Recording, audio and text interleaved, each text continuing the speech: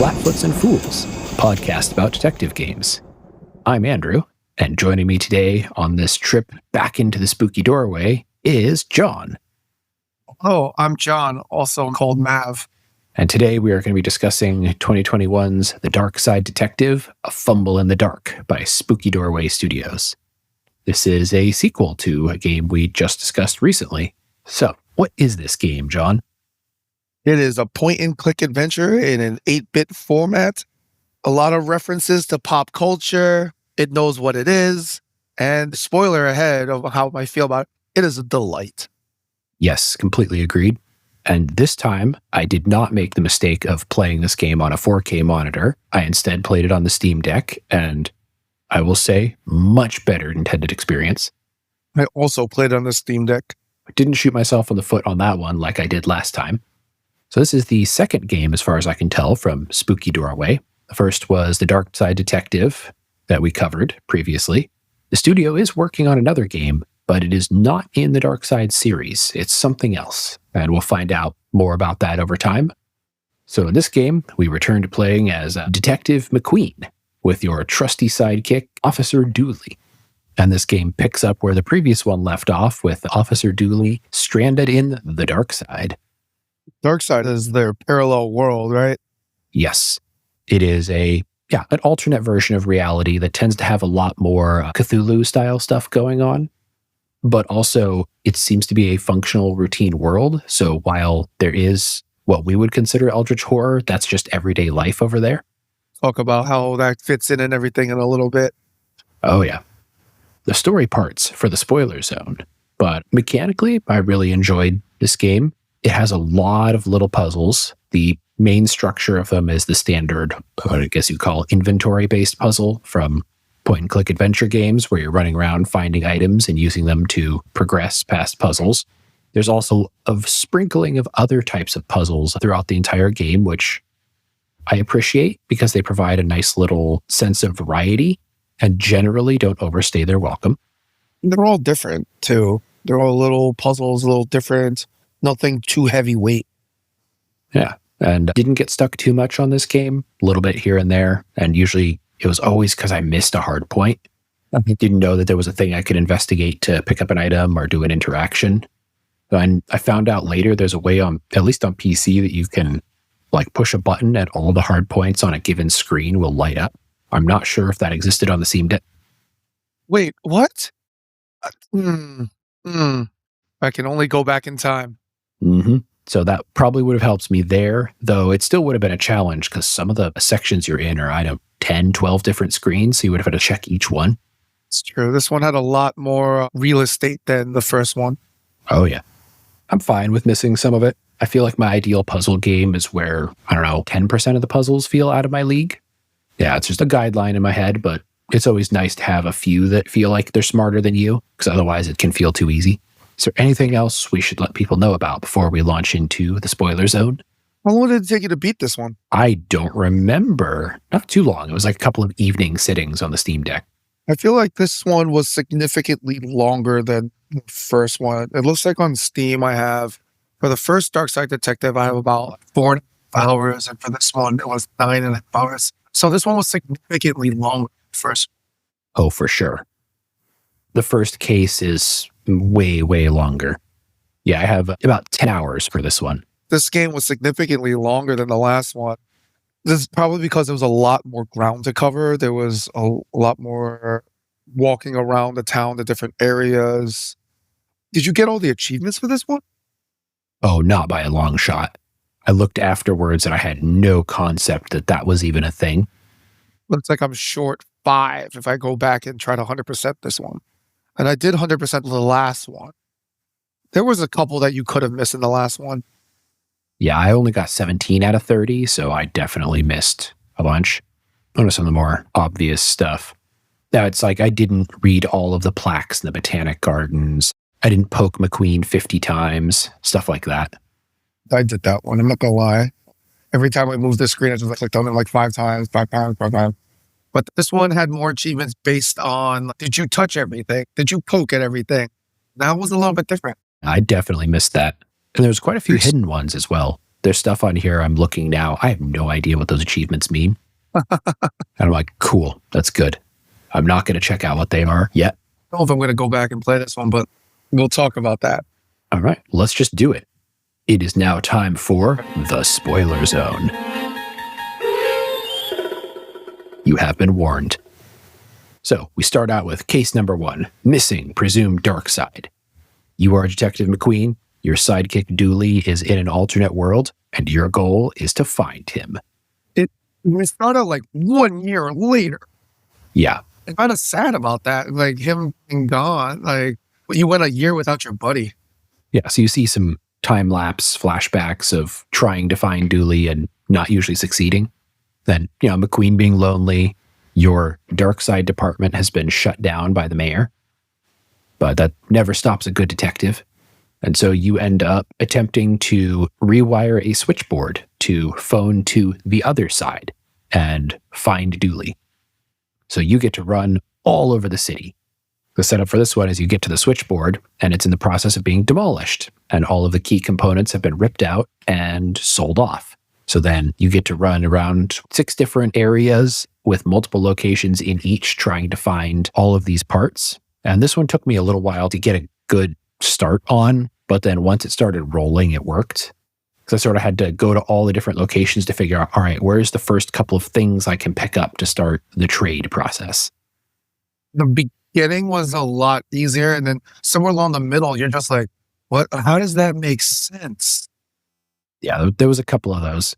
I only had to deal with the squirrel. Oh, yeah. Squirrel made things a little weird. And that squirrel shows up multiple times. On me later, but just figuring out like how the squirrel subplot went. Like, really? Right. Let's go with the quirkiness. Yeah, I'm a little worried about people who hadn't played the first game getting tossed into this one, because frequently older characters and stuff come up and it's just treated as you should know who this is. They don't get a major introduction. That was always one of the things I did like about the game in the first one. Like it felt like a lived world. There's history where people feel, while yes, the characters treat them as somebody like they know, that's no different than real life. And you're just like, oh, that's your friend. Okay, cool. All right, let's just keep going with this mystery. Yeah, and you can figure it out generally from the context, but it was definitely a moment of, oh, I'm not going to get introduced to this guy again. Interesting. So I feel that that's fine, because the history that you know about the person doesn't materially affect the case. It's just like, hey, I recognize you. You have a skill. And it's very apparent what that person's skill is, or their part of the plot. So you don't need to give an elaborate backstory. Yeah.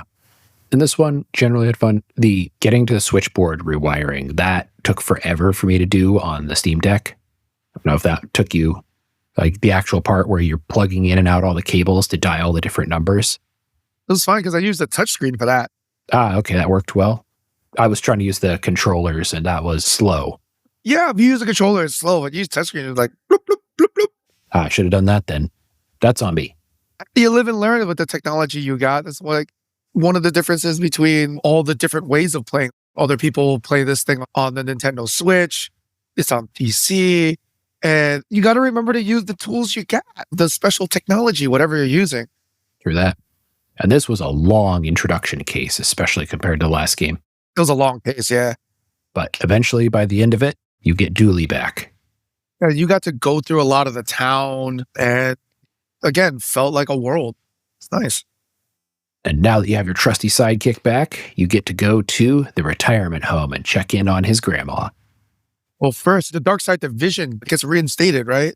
If I recall correctly, because you were out of a job for a year.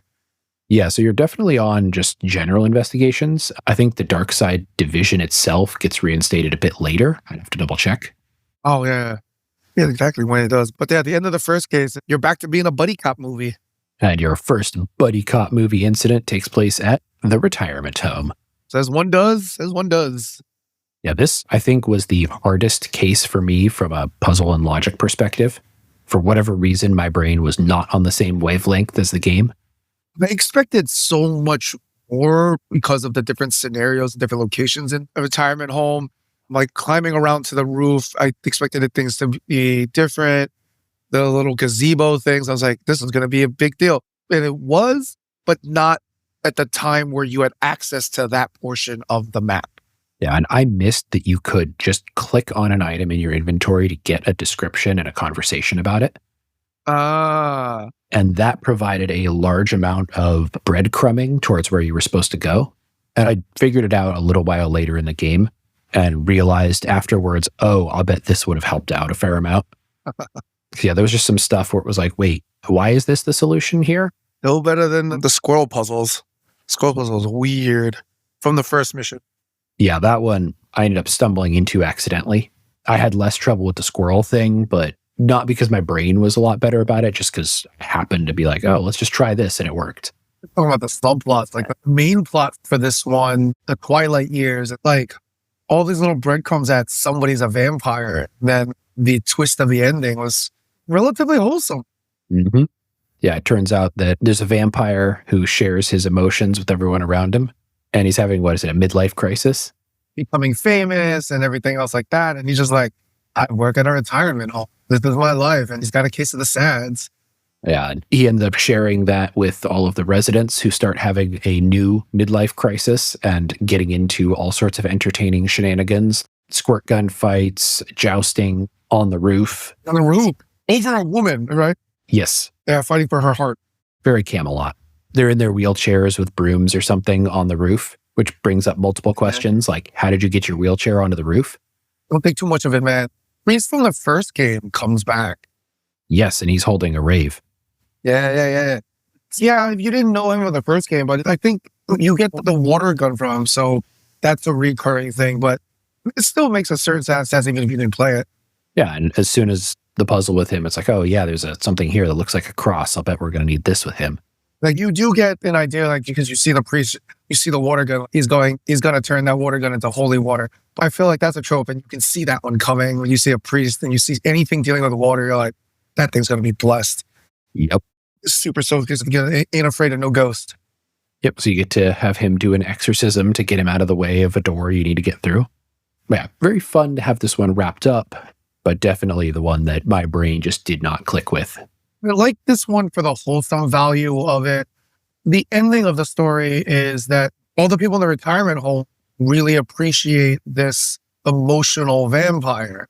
You're not trying to kill him. You're not trying to get rid of him. You're not trying to shame him. You're just like, hey, man, we're going to throw you a party and we appreciate you. And I like the moral of the story. Like normally when you get vampire and stuff, it's just another thing that you need to kill. In this case, it was a wholesome story. And that's how the whole vibe of this whole series is. Like, you're not out to really throw anyone in jail. You're here to solve some mysteries and to do good work and help people. So eventually you get him cheered up. You have a nice party out in the garden, and the retirement home goes mostly back to normal. Though in this world, that's a subjective call. And keeping in the theme of going to places you don't normally go to, the next case, you take a trip to Dooley's homeland, Ireland. Oh, Druid's Delight. So in this one, apparently Dooley missed his coming of age ceremony. So you wind up on this little island. You have to solve a couple of puzzles to get yourself a cab fare to the actual house. And it trades on all sorts of Irish stereotypes. Yep. Dooleys versus the O'Dooleys. So you get out to the yard, you're going to go through the coming of age ritual, and then somebody steals the sun. There goes the sun. Doo-doo-doo-doo. Yep. And so you have to figure out your way to get back into the house. You figure out fairly quickly that the O'Dooleys have stolen the sun and they're all hiding, and you have to get them out of their hiding places throughout the house, which didn't end up being as difficult as I thought it was going to be. Ended up tripping into it. You mean getting into the house was not as difficult, or? Finding all of the O'Dooleys and smoking them out, literally in one case. Oh, yeah. The puzzles to get into the house were a little bit more convoluted than it is in the other missions. Yeah, I did trip up on the apples because I kept clicking on the apple tree and not realizing the apples was a different hard point to interact with. Yeah, mine was not realizing that to cut them into apple slices. Oh, yep. I tried to give it to him, and then he mentioned something about it being in the wrong format. I'm like, what can I do with this? Oh, I've got a knife. Let's cut it. That took me a little while for some reason. If you just miss the little bit in what the butler says, it can be a bit to try and figure out, okay, why is this not working? But there is a partial text line in there. Hmm. The part that really threw me is you have to go back and pick up an item that you use in a location to then use it in another place. And I was not used to that. You're talking about the hand crank? Yep. Yeah, that was a thing. That got me stuck for far too long. Do you remember the family crest, though? Yes. You remember what the line is? I want to use that phrase more often now. No, what was the line? If it's not broke, it can be. Ah, That is something that would definitely be back in my military days. It's just, if it's not broke, it can be. But we can break that thing. that applies to ranch life as well. Ranch, like the dressing? No, working on a ranch. Did you grow up on a ranch? Yep, a ranch and vineyard in Northern California. Oh, I have questions that I need to save. They were able to break just about anything, including 2-inch diameter steel shafts, just like sheared right through. I will save those questions for another episode. Yeah, my dad used to joke they should do product testing. Because if you can make it, we can break it. There was a bunch of breaking in this one too, like fixing the dumbwaiter with the cogs. Mm-hmm. Gotta go steal the gears from somewhere else. That one took me forever to figure out where to get the gears from because my brain just did not put 2 and 2 together on that. Like I knew where it was and I just never occurred to me, yeah, that would have gears. This one had the non sequitur of like in the bottom of the well.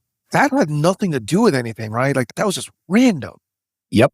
And I missed that. Oh. That's actually, it's an achievement. Oh, so you never looked down the well like Lassie? No, I tried clicking on them all sorts of times depending on when, and nothing ever popped for me. So that was an Easter egg. As I said earlier, does the fact that this world feels lived in just tickles me. And even though like that one, I was like, there's nothing to do with nothing. They're just people who live in the bottom of a well. All right. Okay. Carry on. I'm just going to put the sun back up. Mm-hmm. Yeah. You eventually recover the sun from the O'Dooleys, and they have a convenient sun reset system. It is a steam-powered rocket. That's right. It is steam powered. But you need a sunstone, and they only have one. I think they only have one, so you could only reset the sun once. Is that what's going on? I guess. I don't know how the supernatural aspect works. Maybe it assumes that by stealing the sun, you would get the sunstone out of the sun. I think it blew up with a little rocket. That's probably for the best, let's be honest. True. Yeah, a fun case goes into Dooley's background some, and him being Irish-American. This was your favorite case, wasn't it? Yes. I think it was my favorite story-wise. I did also have fun with one of the bonus cases with the time manipulation. Yes. But the next one, the Funfair Dismissal. This one I also enjoyed. I had the trouble here of missing hard points and getting stuck. There was a lot, man. Oh, there was so much. This was probably the most colorful of all the missions.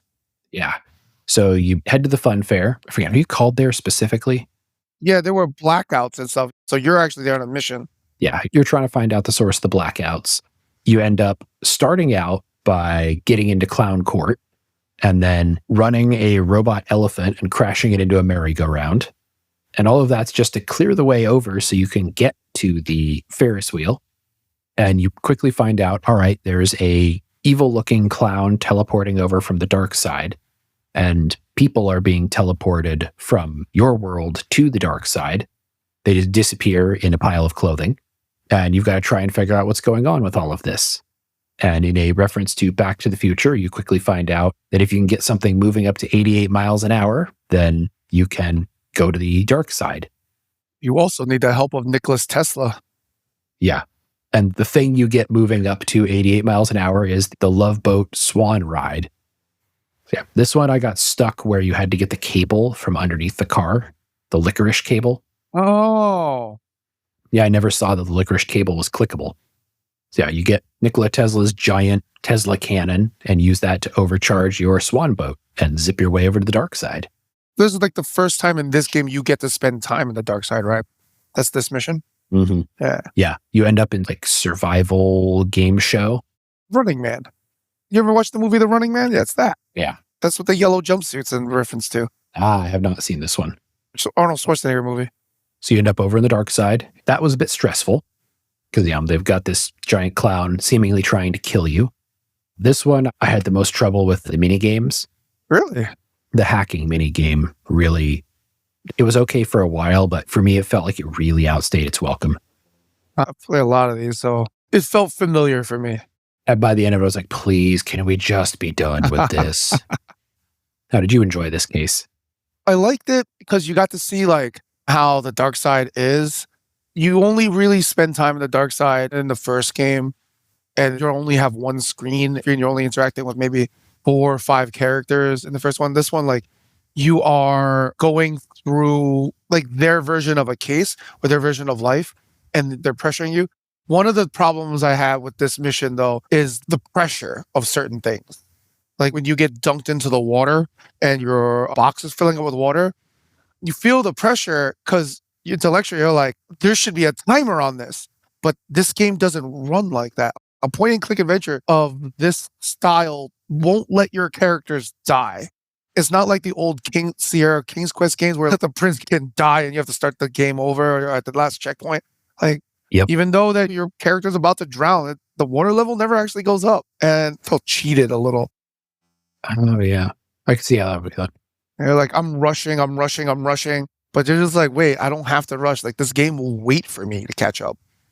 It does create a sense of urgency that once you realize there's nothing behind it is a bit odd. Oh, yeah, that was the same thing as the last one, the Druid's Delight. Like, the countdown at the end of the mission, and you're like trying to find what you're missing. So you got to run back for that damn crank. And you're like, I can't make it back there in less than 5 minutes. And the countdown never goes down. Initially, I noticed that the countdown would tick down every time you would switch screens. Yes. And I was like, I wonder what's going to happen when it drops below 1. And it just waits for you. Yeah, it just doesn't do that. And that feels a little, you're just like, So pressure in a point and click adventure design like this, it's different. And moving onward to the Royal Fumble. Probably my favorite. This was a lot of fun. A bit of tough logic on it, and I really enjoyed the plot line and the twist. Yes. It was a lot of fun. And just like the characters in the world and everything. Are you into wrestling at all? No, but I have a little familiarity with the world. I'm familiar with the tropes. I've never been into wrestling, but it's just color me intrigued. Yeah, and I love some of the lines like, we need a good heel. And sure enough, it's a literal demon. El Dulio. Who is this El Dulio you speak of? You arrive at a WWE style wrestling event and you're there to meet Dooley. And you meet El Dulio, the wrestler, who looks exactly like El Dooley and is wearing a policeman wrestling outfit. And it's great because you get to run around solving shenanigans and fixing a demonic summoning behind the scenes, which that one got a little tough to deal with. I think I had trouble with figuring out how to paint the cage properly. Yeah, you have to reverse a summoning circle during a wrestling match. Quite the challenge. But what was your favorite part of the case? I like this one because you got a flavor of what everyone does for fun. Oh, and one of the, what was it? The 3D puzzle. The 3D puzzle with 3D glasses was probably my favorite. Oh, yeah. Just the color differences and trying to find out what it is. Like when you got the 3D glasses, like you knew you were going to play something with red lenses and then blue lenses. And that was amusing. I think that's when you interacted with the most background characters as well. A little kid for the drink, people in the bar, the couple in the bar, the wrestlers. The mechanics out back. So you dealt with more people. They all had different motivations that had nothing to do with it. Yeah, that was a nice, fun case. Served well for the penultimate of the mainline plots. Because the last one, oh boy, was this a case. The Class of Titans. It is an epic one. Yeah, so this one, you get to go to your high school reunion, which has all the tropes you'd expect of the person who doesn't want to go back to their reunion because they weren't popular. Did you go to your high school reunion? I don't even know if there was one. I did not go back to my high school reunion. I just hung out with friends who were in town, though. Yeah, I have no idea what was planned or wasn't. I never got any notification about it, so not sure how they would have in retrospect. Facebook? LinkedIn? Yeah, maybe. Millions? Alumni groups have a vested interest in finding out where you are so they can ask you for money. I don't even know if I had a high school alumni group, but different problem. They didn't do that trope in this one where they ask you for money. They do It did have like a yearbook thing and that stuff. That was cool to read through all the characters. Unless you would even imagine a lot of the side characters are of your age group. So they show up in this mission and in the yearbook. Yeah, it's a bunch of people that you've met previously in this game, and I guess the first one as well. But yeah, this one has multiple phases. So you start out with going to the reunion, things are going all right, and then you discover that a giant monster has appeared and is heading towards the city, and you've got to do something about it. Not any giant monster. Oh yes, a very specific giant monster. Turns out to have been Dooley's friend over in the dark side who got lonely and came looking for Dooley. Okay, obsessed with him. Okay, yes. And to quote later, has boundary issues. And so you get to start out by first rewiring the Jumbotron for the field to have Dooley call out to the monster and attract him over towards the high school instead of the city.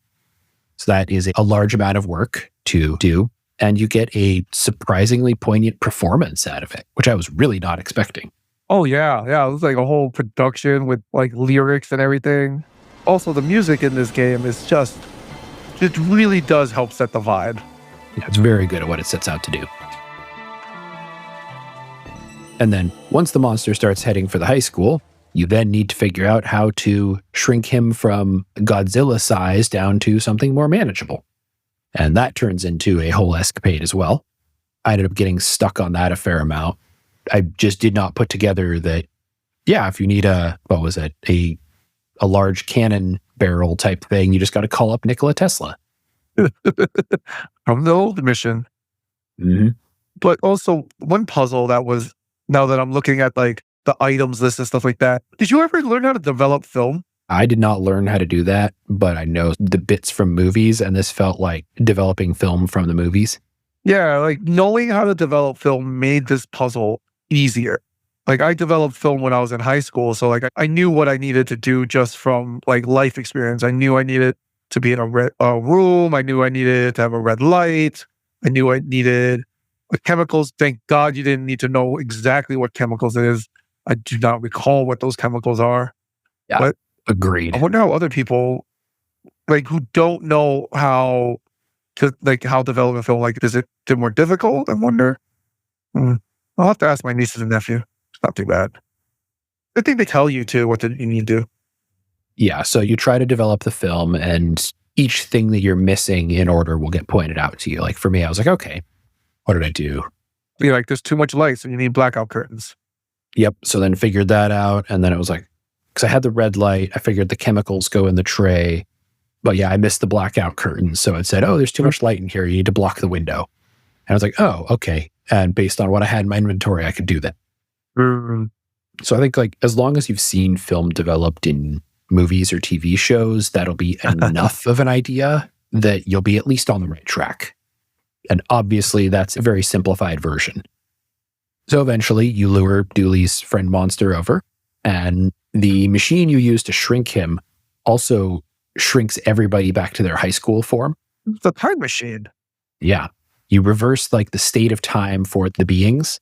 So you have to figure out a way to get the monster into a location there he won't have time reversed so that he doesn't grow big again, and then reverse time for everyone else. And that one, man, I got stuck on getting that monster routed for a really long time. Oh, yeah. I misunderstood his behavior. So you have to herd him into a room that's got a submersible that's being worked on and get him to go and hide in there. And because it's covered in lead, then it'll not be affected by the time machine.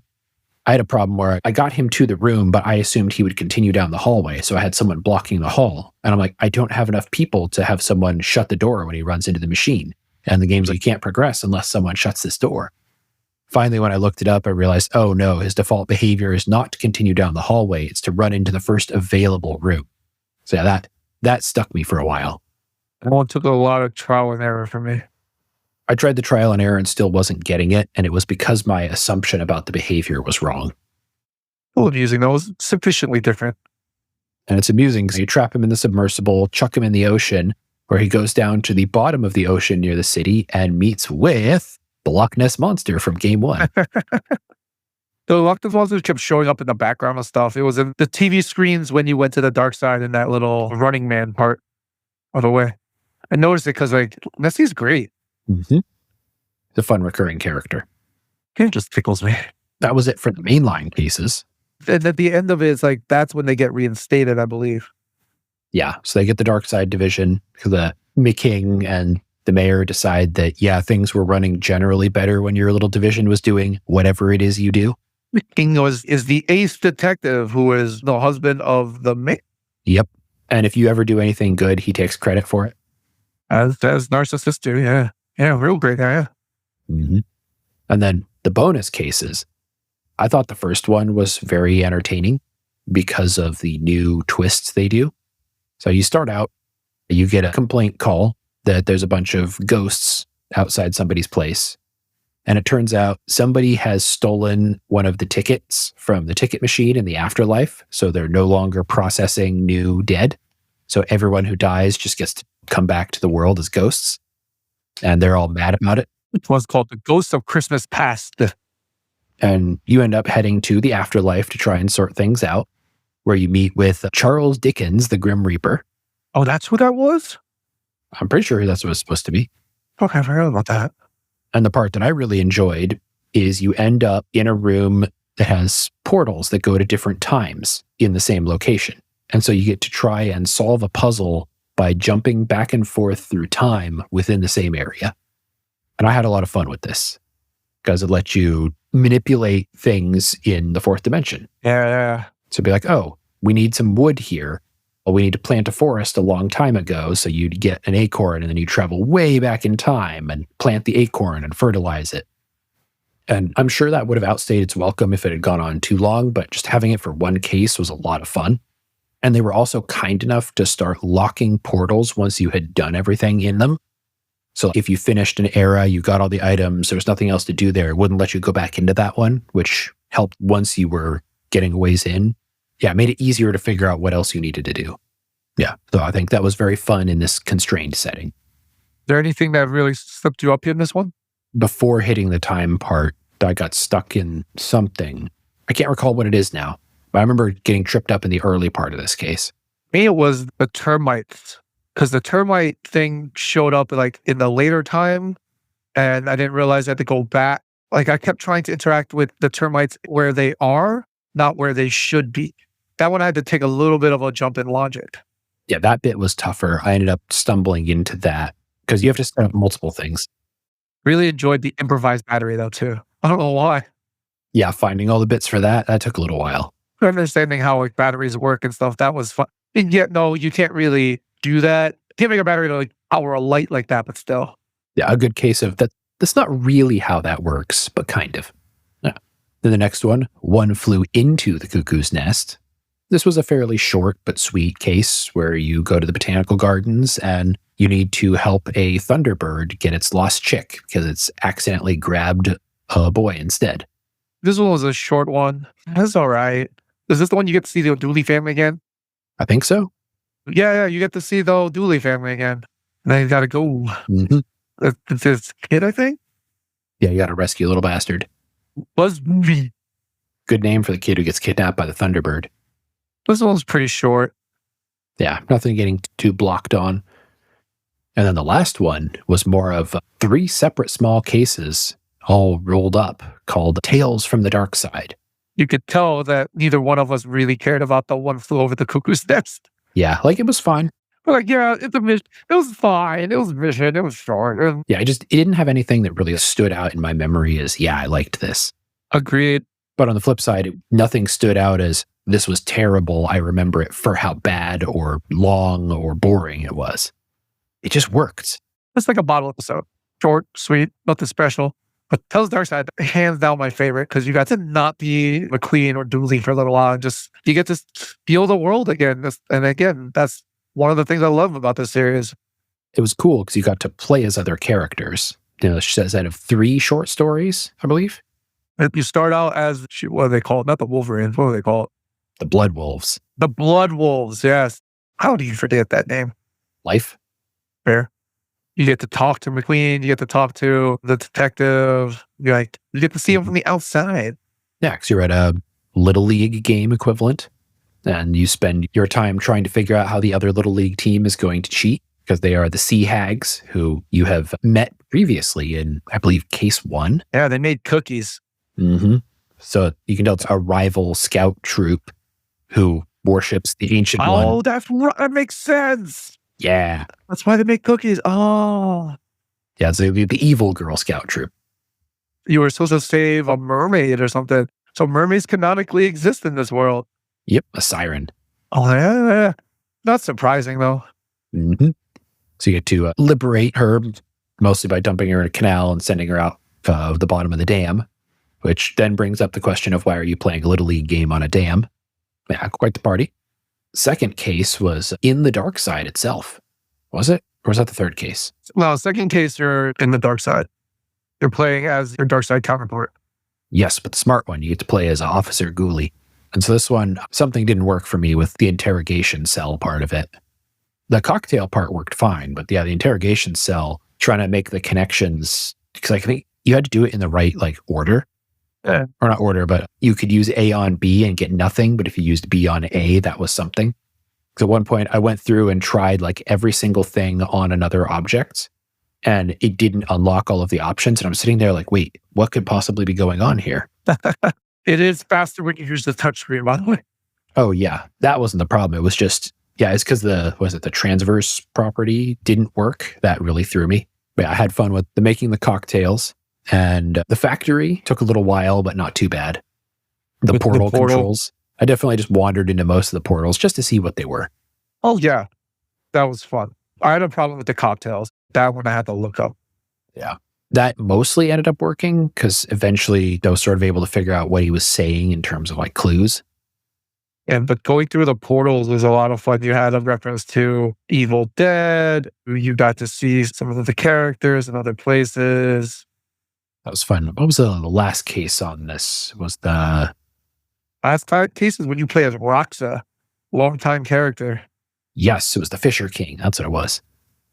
So you're playing as Roxa, then the entire city gets hacked by some kind of computer virus, and you have to hook up the local VR set and go into the internet. And this one was a tribute to Tron as well as some other things, which was a lot of fun. Definitely a good short case to do this win. I think it would have outstayed itself if this was a long section. Yeah, so you got, what else was in there? You had Netrunners, the Leet Speak version of Cleopatra. So quite a fun little escapade. And taken as a whole, I can see how this was your favorite case. Yeah, snapshots of the world, other people, and just something different. The puzzles are never that hard in this game. You can get stumped, but they're all doable with the tools you have. And especially once you remembered, check the actual items, click on them, because sometimes they'll give you hints or breadcrumbs as to how they're supposed to be used. Yeah. Overall, I really enjoyed this installment in the series. I like it. There's just there's a lot, though, because if you tried to click on everything, you do get a little overwhelmed with all the jokes. They put a lot of effort in this game in just the writing. Oh, yeah, there's so much. So much. 5 achievements I didn't get. Mm-hmm. Feel like every object has a flavor text line written with it. Which is great, but you just gas out at some point. Mm-hmm. And that's why I stopped clicking on McQueen. Yeah. Because click on Dooley, usually got good writing there. Click on McQueen, eventually there's how many jokes about poking me can you have? Yeah. So yeah, if you are into point-and-click adventure games, I also absolutely recommend this one. I also agree. I would want to play the other one first, the first in the series. They're relatively inexpensive, and they're worth a play if you've got time. Especially, I still would suggest to play this on the Steam Deck. It's because it's easy to pick up. It's easy to start and stop somewhere. It's easy to play on during a commute on the train or something, or a plane. Definitely a good travel game. When it's on sale, I would definitely say. It's also the music is a nice vibe. I wish there was a third one coming out, but they've announced that they want to, but it's not developing at the moment. No, they've got another game that looks like it's leaning a bit more into detective mechanic stuff. The Seance of Blake Manor is a supernatural detective mystery set in 1897 Ireland. Oh, we're going back to Dooley's hometown. Mm-hmm. So I suspect that there will be a lot more connective tissue than one would initially expect. 1897? I doubt it. It's the same kind of love and care of building this new game, I fully expect that. I don't expect that kind of humor when it comes to a remote hotel full of secret and otherworldly occurrences. I don't think it's the same vibe. Yeah, it's probably not going to have all the silly pop cultural references. I imagine the characters will be quirky, but differently. I've enjoyed these other two games, and I'm willing to try it out when it comes out. Oh, same. They've shown they know what they're doing. And so moving from the first game to this one, like, what do you feel that they made better? So in general, I feel like there was more logical coherence for most of the puzzles. The larger scale was generally fun. Like, it gave you more time to interact with everything. Yeah, I think that was part of it, was just the larger scale gave you more time to do puzzles and talk to people and see stuff. I agree. Like, though, as I said, it took me twice as long to beat this game than the last one. So again, much, much bigger in scope and scale, but still made with more love. Still made with love. It's great. So, what have you been playing? Last 2 weeks, I sped run Agatha Christie's A London Case, Agatha Christie's Murder on the Orient Express. Those two I punched through and exhausted. So right now on deck is trying to finish the lightweight of Fall of the Meeting, which is another point and click. It was like $2. Time to beat says it's 2 hours or something. But I'm taking a small pause on longer games because the show Poker Face came back on their season 2. 3 episodes are out. That is another detective show that came out, and I really enjoyed the first season. Are you familiar with that show? Ooh, I am not familiar with this one. It's created by Ryan Johnson, who wrote the Knives Out series. Yeah. I have strong opinions of his work on The Last Jedi, but his detective stuff is, I enjoy. The season 2 of Detective Mysteries, I would encourage you to check it out because that's what we do here. We do mysteries. Yep. I've just looked at the blurb for it and I am definitely intrigued. I'm going to put this one on the to watch list. But my longer running game is I'm trying to do the Apollo Justice series. One of the future things we're going to talk about is, one we did do Phoenix Wright Ace Attorney, the very first game. And I played that one again recently, 2 years ago. But the other two on the Phoenix Wright series, I played that thing like 15 years ago. No, but I want to get ahead. I want to get ahead on our gaming list. So Apollo Justice it is. I think I beat the first one, but that had to be like 10 years ago. And that's a good segue because I just started on Trials and Tribulations, the second Ace Attorney game. It's why I decided to leapfrog you. I'm like, I got to build the depth of backlog. I got to do it, man. Yeah, that one, so far I've only gone through the first case. I'm having fun again and decided to really just take my time. And it was good because I didn't end up getting stuck. Had the nice introduction. We'll see how the investigation sections go because that was always the hardest for me. Are you playing on a Steam Deck or are you playing on PC? This one I'm doing on PC. And it's fine because when they did the PC port, they did a massive graphics upgrade. And so that works. It's just because the vast majority of my gaming time is PC available. Mine is mostly on Steam Deck. Yeah. Like if I had a longer commute, I definitely wouldn't have done it on Steam Deck instead. Instead, I'm often walking to work, and that is not ideal for Steam Decking. Bike to work. I play on my Steam Deck just because I usually play one of my sisters, visiting nieces and nephews. One game that I could play on the Steam Deck that I tried to play, but I think I'd rather play it on desktop is Disco Elysium. Oh, yep. That is apparently like everyone's favorite. Yeah, I've also got that on the to-do list, but I'm going to do that after the Ace Attorney game because it's also a 25-hour plus game. Yeah, that one I'm told you could die. You could die in the first 5 seconds or something crazy. Yes. Oh, and then also upcoming, the Rise of the Golden Idol, the second DLC for that drops tomorrow. Oh. So that'll be on the menu coming up. Yeah, I ended up to get that one on sale. Yes. The first game in the series, The Case of the Golden Idol, goes on sale pretty frequently. At least every seasonal sale on Steam, so that one will be available. The newer one only came out last October, so it's not going to be as steeply discounted. But if you like that kind of game, it's an excellent iteration of it. That was good. All right. Anything else you want to cover before we wrap? Yes. I just getting a lot of the kinks technical side worked on, S cards, sound editing, stuff like that. So this is becoming a whole hobby, a much larger hobby. And it is. Yeah. So you can find the podcast on Blue Sky at Flatfoots and Fools at B Sky. One word. And we hope you have a great night. All right.